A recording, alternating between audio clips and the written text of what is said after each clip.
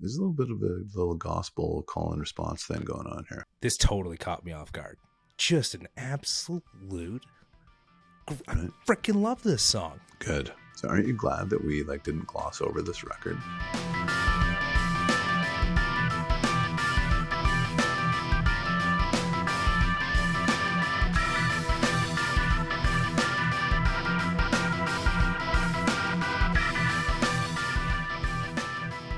Hey, Brent. Whoa. That was I don't know what that was. It was crazy. I don't know. Yeah, you know what I did? I went out on Monday night.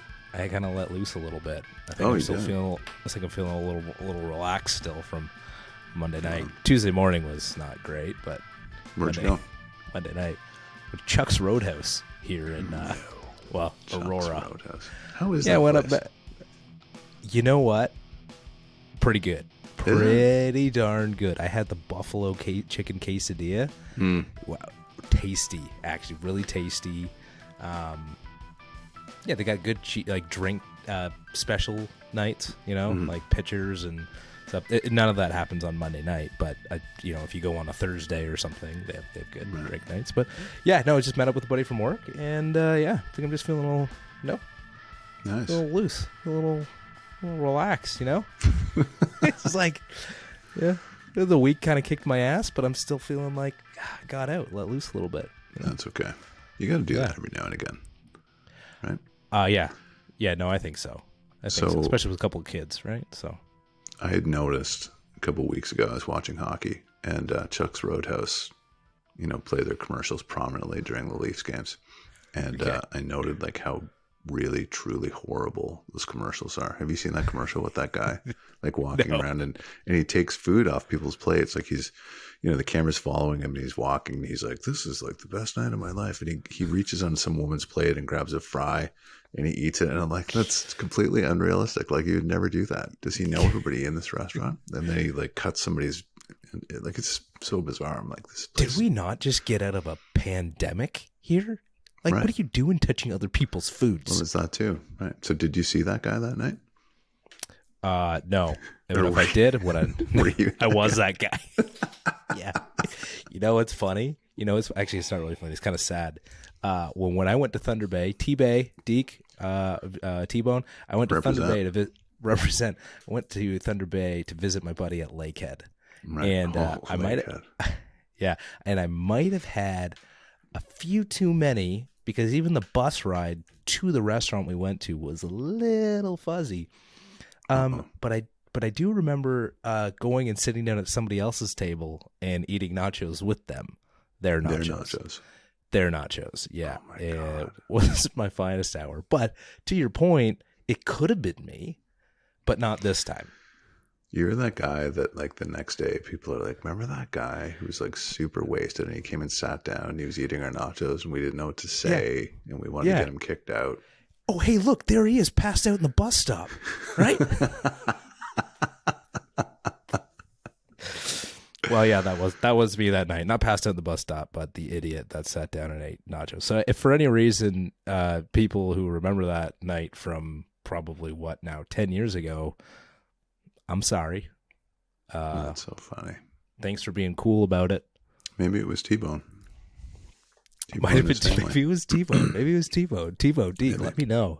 Let me know if you recall this moment with an absolutely inebriated idiot. All right. So I have to come clean. I made a mistake. Come clean.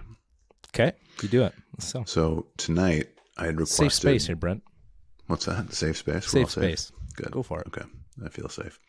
Mm-hmm. Last week, I suggested that we do a kind of a double shot. That we do. You all right? Yeah, I had to cough. I thought you would ignore it. Sorry.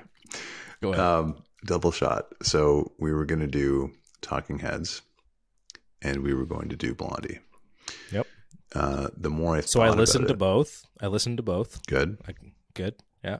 And I wasted your time. Well, no, not really, because here's what we're going to do. And you were you were gracious enough to accept this proposal.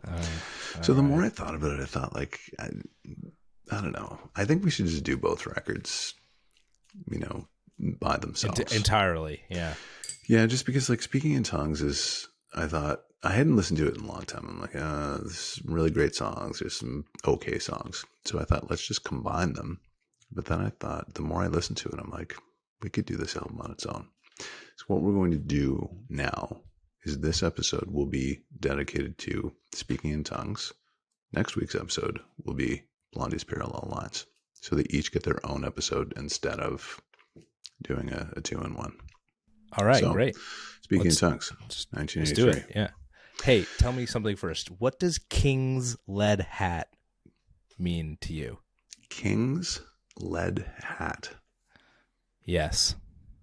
Like just for clarification purposes, it's a hat that's made of lead belonging to a king?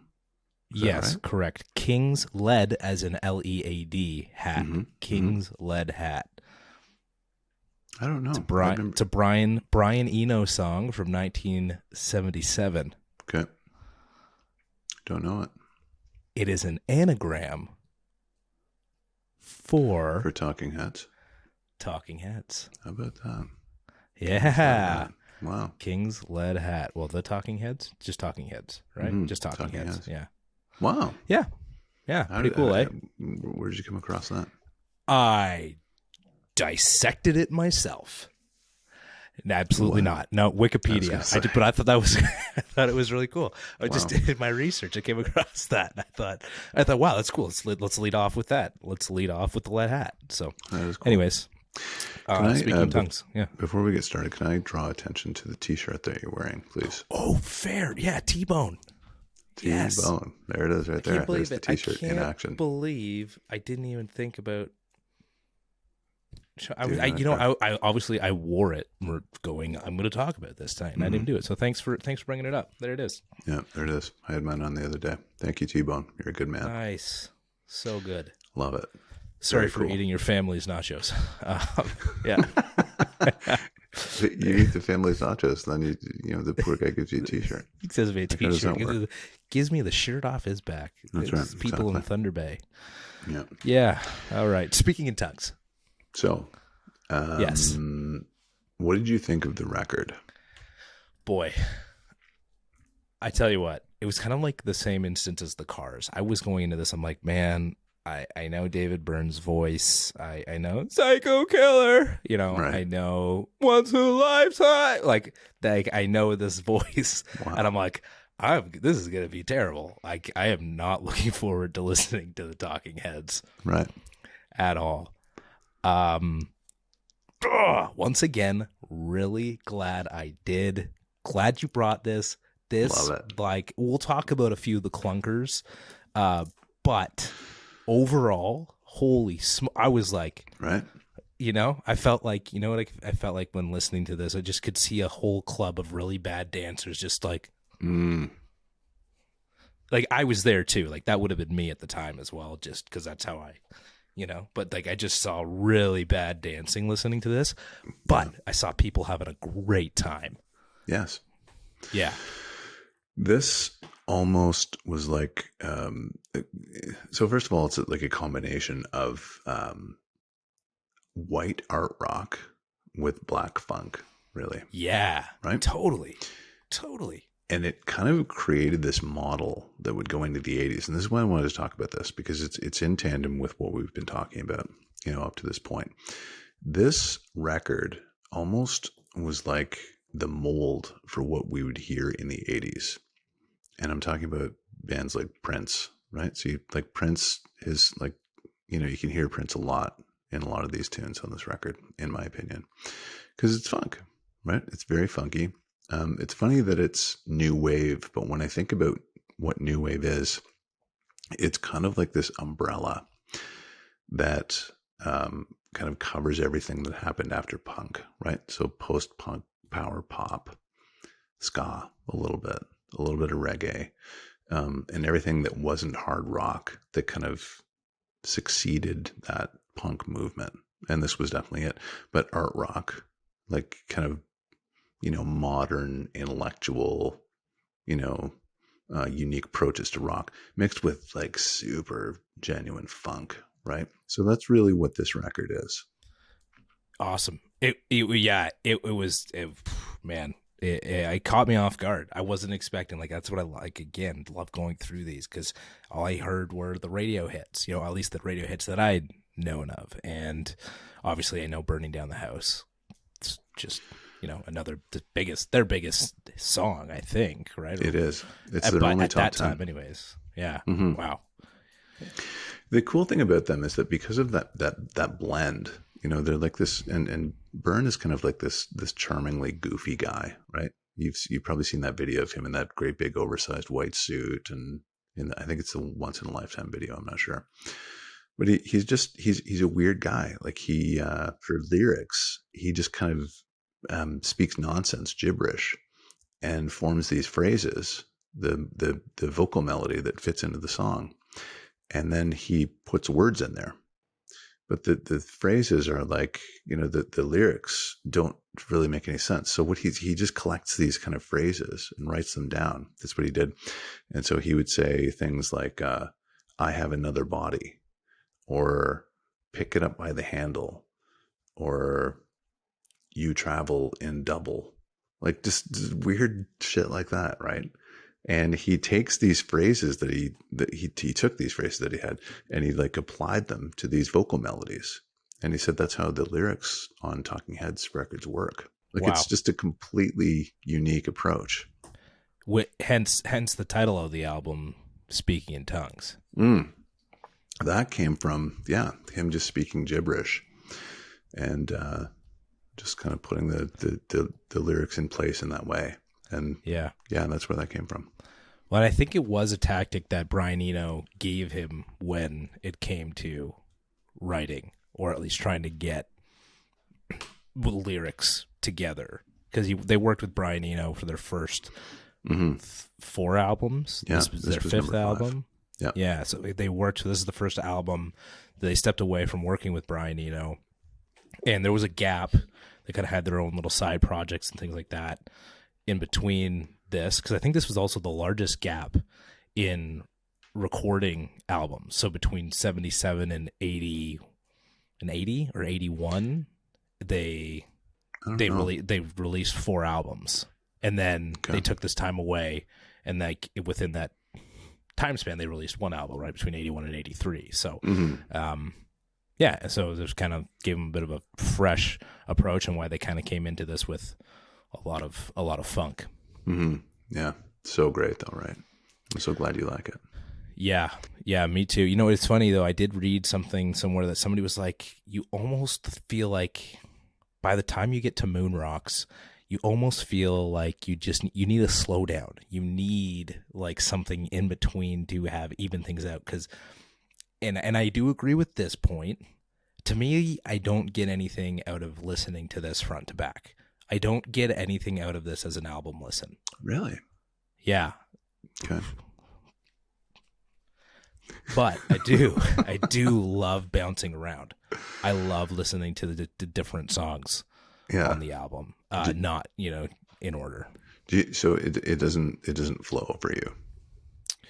No, it doesn't really have much, because it's just kind of, I mean, like, again, it's all sort of like a funk line all the way through. So there is that aspect. I guess it does feel like one cohesive listen, but I don't feel like I have to listen to it that way.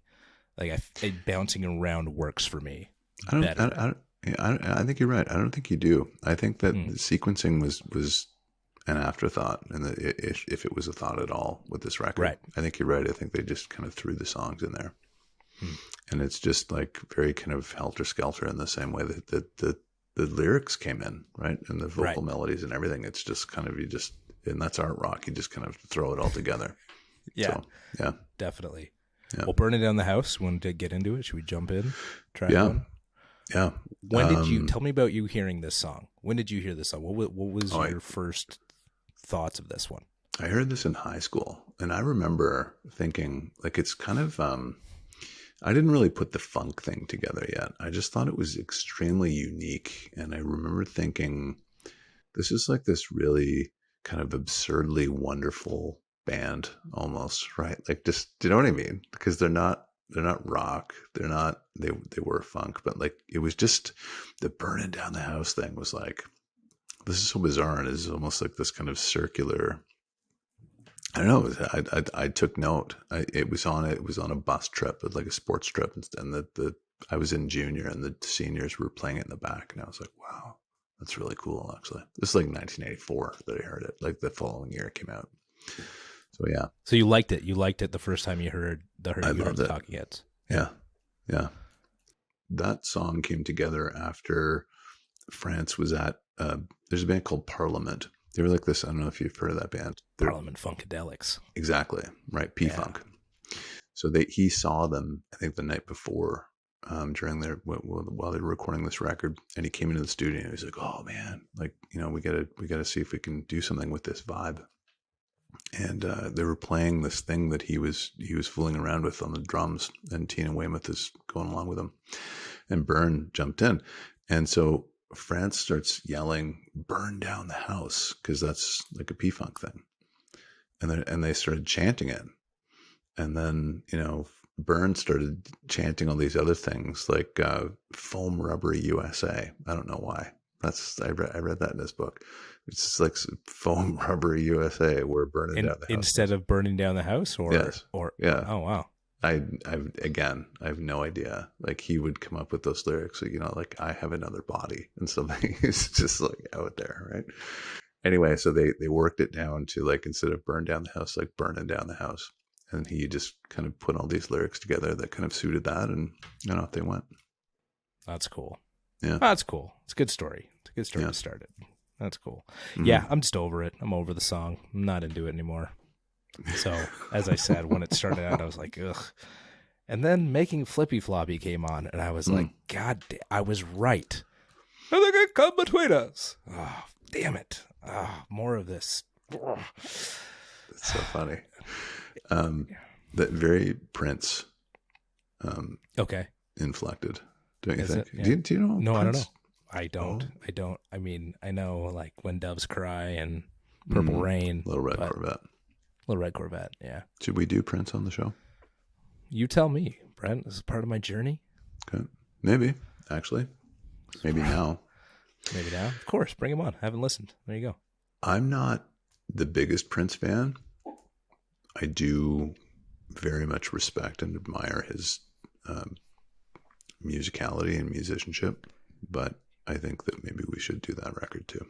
Yeah, we can both discover him, because his guitar solo at the Rock and Roll Hall of Fame with Tom Petty and George Harrison's son for "While My Guitar Gently Weeps" is one of the greatest videos. I love watching that live performance. It is just fantastic, and everybody was like, "Wow!" Like, Prince came out of nowhere, because at the time they were saying he wasn't really a guitar player. He wasn't really like a virtuoso or anything, right?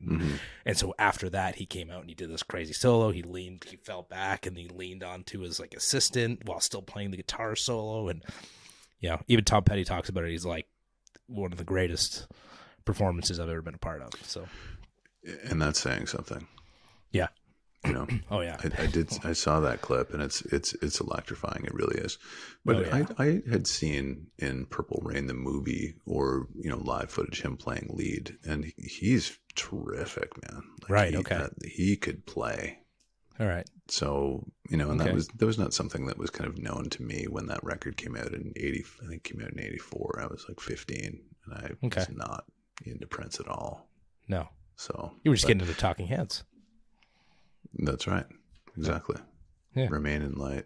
Speak in tongues. Okay. Cool. Yeah.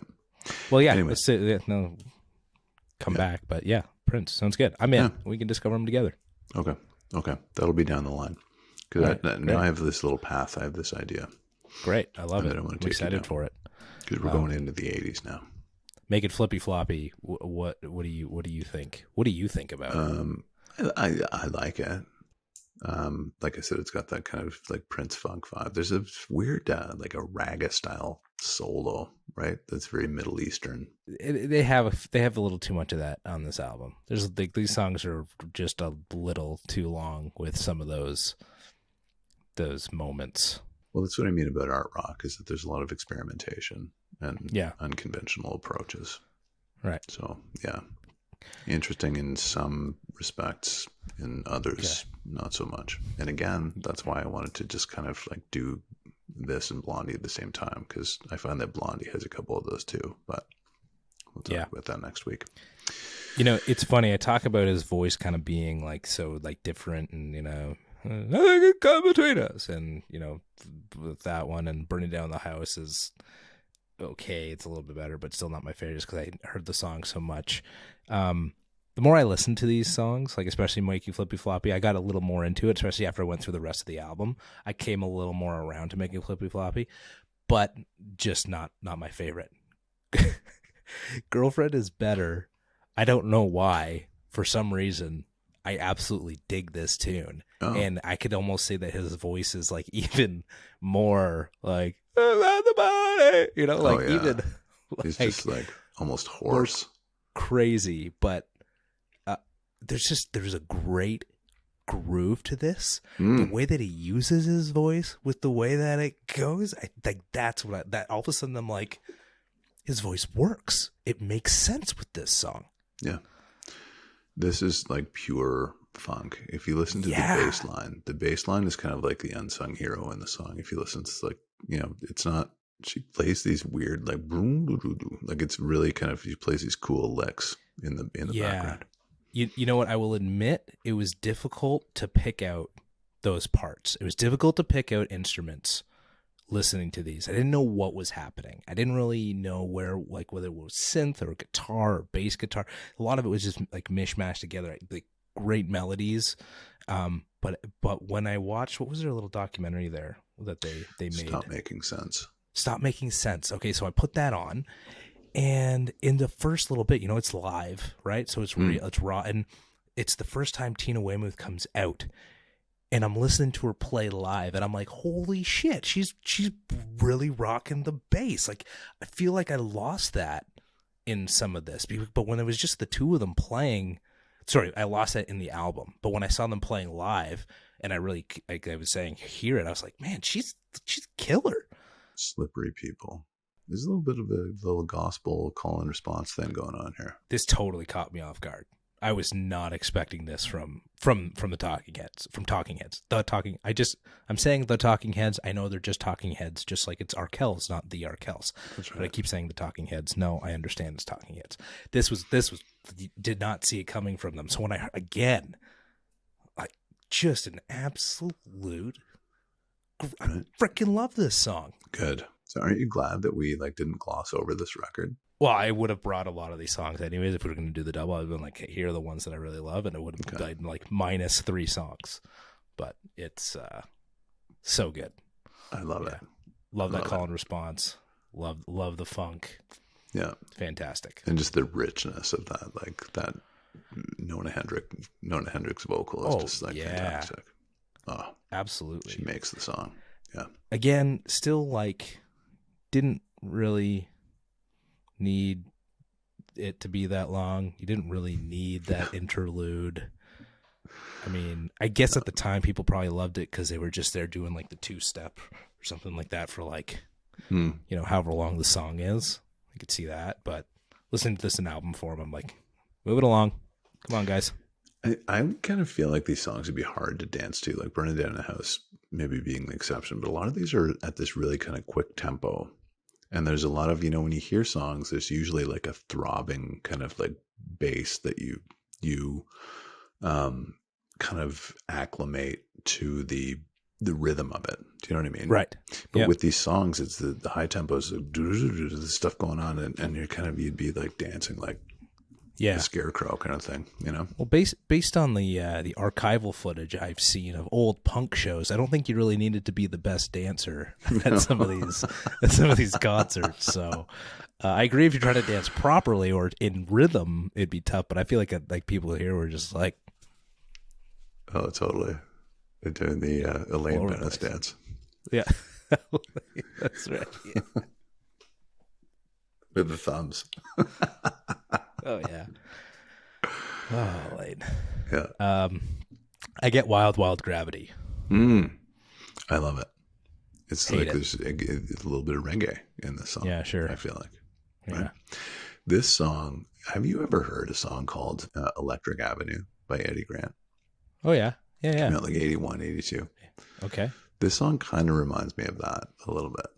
Oh, really? This kind of, we're gonna rock down to it. Like it's kind of hyped up reggae. Oh, interesting. Like it's jacked up a little bit. Cool. It's not like, No Woman, No Cry, but it's kind of just like, it's got this edge. It's kind of, it's kind of juiced up a little bit. Check the comparison there. Yeah, I hate this song. I don't hate the strong. This is one of your but clunkers? This is a clunker, 100%. Really? Like, this is a big old skip. Get it out of there.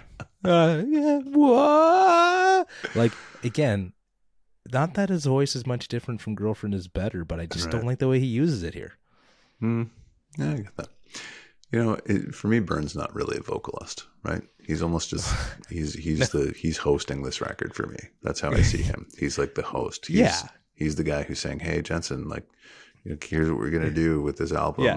And he's That's just he's my kind of maitre d' almost, right? He's not a singer. He's just my guide. I know. I get that. I get that. Yeah, I guess I'm not.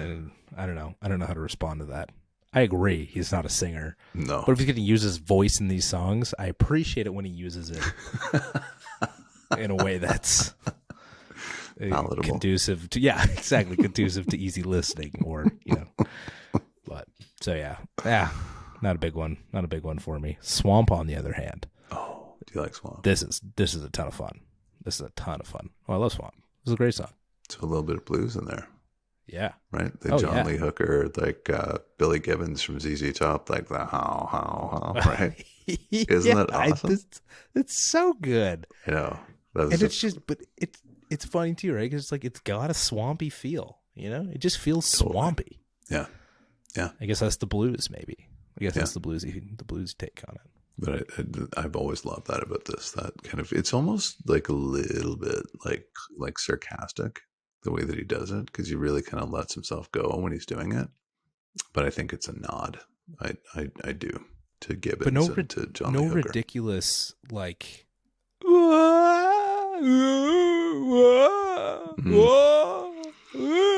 none of that in here. Yeah. It's just kind of talky and cool and it's fun. Yeah, bluesy, man. And again, and it works. It's great.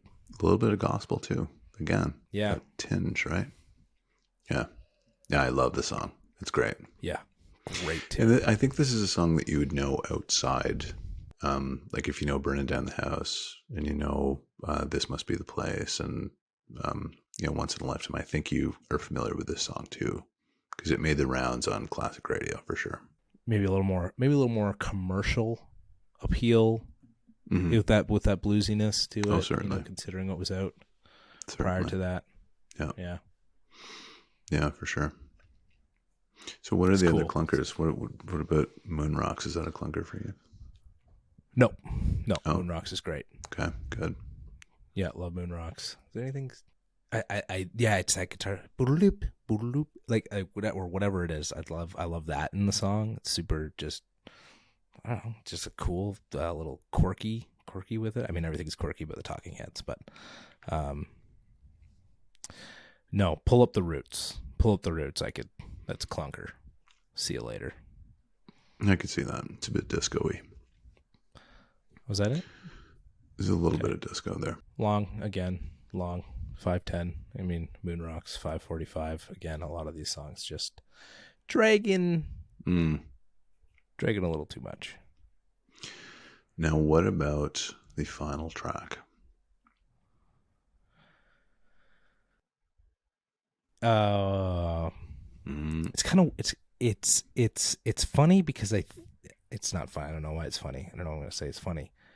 I was like, this would be a really nice slow. I know it's kind of slow for them, but like not 80s-ified song. Like if you just had somebody sit down and pick up a guitar and play this song, I think it would sound really friggin' good. I think it'd be really fantastic, and just or even just more of like a I don't know, maybe orchestral way. So I should say I like the song, but when I listened to it and I heard the vocal melody and I heard the way that Byrne sang the song, I was like, I think I would like the song better if it was not so like all these weird like noises throughout it. Yeah. I kind of like that about it. You know, Yeah. it's funny because this song It adds uses character.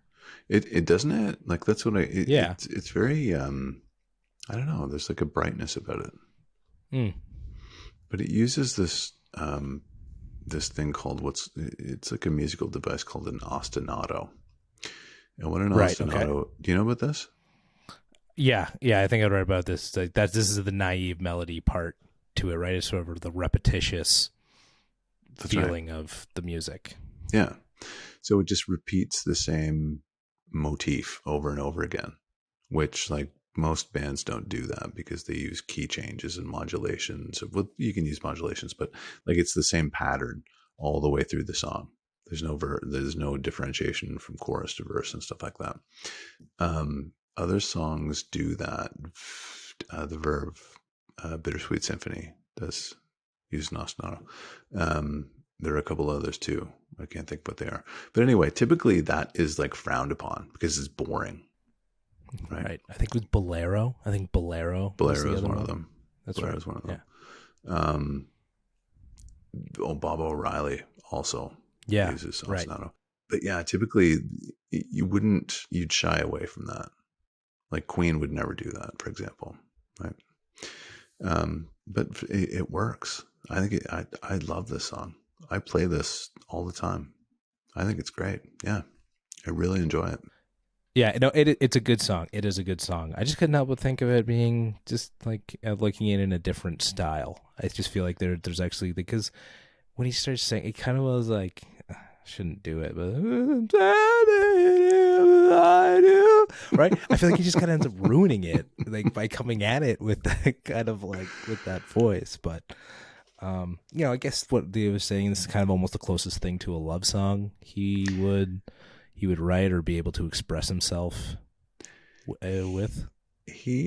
I think he intended this to be a non-corny love song. So without all the like the cliches and the tropes, right? Like he set out to write a love song without all the kind of mushy, cliches of a love song. And I think he did it. I think he did well. But that's kind of like just almost a microcosm of what David Byrne does, right? He tries to do things, but he does them in a different way. Like you think about most Talking Head songs, like there's not really a differentiation between the verse and the chorus often, like it just kind of goes like burn it down the house. There's no warning. Like it just, there's a rush towards just like, there isn't a structure. It's just like this groove. They're focused on groove. And that's what I really like about Talking Heads. The focus is on the groove, not the modulation or, song structure. Yeah. I wonder what that means for trying to play it live though. It sounded like almost like you're kind of in the moment. It's like you're playing it and you're jamming and then Buddy brings in like a weird like synth sound like once. Like just the key once. And then don't bring it back. Hit another one. Okay, I'm gonna hit this one over here. Yeah. Okay, great. Now just remember those two keys for this 5-minute and 30-second song, right? At those exact moments. Yeah, that's art rock. It's art rock. That's right. What it is. That's it, man. Oh yeah. Wow. I was really surprised that I liked this album. I think again it took me a few listens to get into. I think I had to really.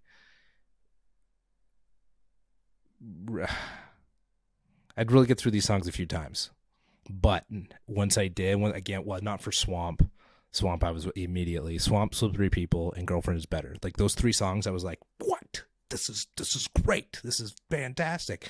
And then those sentiments kind of rubbed off on me through the other songs, and yeah, to an extent. So it's a great record. I'm glad that you like it, but it just again, like it adds to the volume of what we're doing here, right? Because this is a very different record. And again, I think that's one of the reasons why I didn't really want to kind of go through it in detail, because I was worried that it was maybe a little bit too different. Because when you listen to it, it's very funky. It tends to be off the beaten path of what we're doing on the show. But I'm so glad that we did. Me too. Yeah. Now, don't just this is a very good rating considering where my head was at before coming in. Okay, but it is a 4 out of 5. Okay. All right, I can't get any closer than that. Can't get any closer with this. I respect that. So, take me as I am. Take me to the river. 4 out of 5. Sure, just don't drown me. Have you heard that song? Talking Take Heads. me to the river. Talking in the water. Oh, yeah. I think I said it was down by the river earlier in the podcast, but it's called "Take Me to the River." I don't remember what record it's on. Well, that's cool. Yep. Okay. You know what? Actually, I did mention. So I mentioned Arkells not being the Arkells, but Arkells with like Talking Heads being Talking Heads, not the Talking Heads. I actually got a little bit of. I don't know if anybody out there listens to the Arkells, to Arkells, to Ark. Nobody listens to them. But I get a little Max Kerman, lead singer of Arkells, vibes from David Byrne at times. Really? Yeah. Take a listen to some of their stuff. The way that he can get up there, the way he moves his voice around. I prefer Max Kerman and the way he sings over David Byrne mostly. Right. But there were times where actually in This Must Be the Place, I got some Max Kerman vibes. So I like when you make those observations. Remember when you talked about like Ozzy sounding like Robert Plant on the Black Sabbath episode? I was like, oh God. Yeah, you should like call Ozzy on the phone and tell him that he will be your best friend. Yeah, I don't know. It's weird the way my head works sometimes. But that's cool. Again, that's the I love that about the show, right? You see things your way, I see them my way. And it's cool to kind of, talk it all out and see each other's perspectives. I love that. Well, and we talked a little bit about playing clips in the Cars episode. I can play for 5 seconds or 5 seconds or 6, whatever. And I feel like I didn't do it justice with the Cults, She Sells Sanctuary, and the Cars. What was that one? Don't You Stop. Yeah. But there is. I think there is. If you listen to more of the intro, you get a little bit more of that, along with the way that She Sells Sanctuary. I feel like you got to listen to more of it. I feel like those 2 little pieces I put in there, I was like, I talked about it. I got to show it. Maybe somebody will think the same, but I think you just got to listen to a little more. So, well, what people need to know is that you're navigating copyright law when you're doing this. That's correct. So you don't have a lot of runway to work with. So correct. I totally get it, dude. The whole idea is that you go back and do the work yourself. That's what we're saying. Okay, where are we going here? Where are we going? Where are we going from here? What's next? We're going to do Blondie Parallel Lines. Blondie, yeah. But I'm going to tell you something. So I was thinking about this on the weekend. I've got like a whole map kind of, planned out for you now. So based on what we're doing here, because now there's a progression. So after that, I've got the next record after Blondie. I've got the next record after that. And I've listened to 4 Blondie. more after that. Okay, so I've listened to Blondie. I'm going to keep listening until we record that episode. But when we get off here, when we hit stop, send me the next album. Because I want to, and I'll get into that a little sooner. I will. Okay. Yeah. All right. But you folks, you won't know until the Blondie episode. Sorry.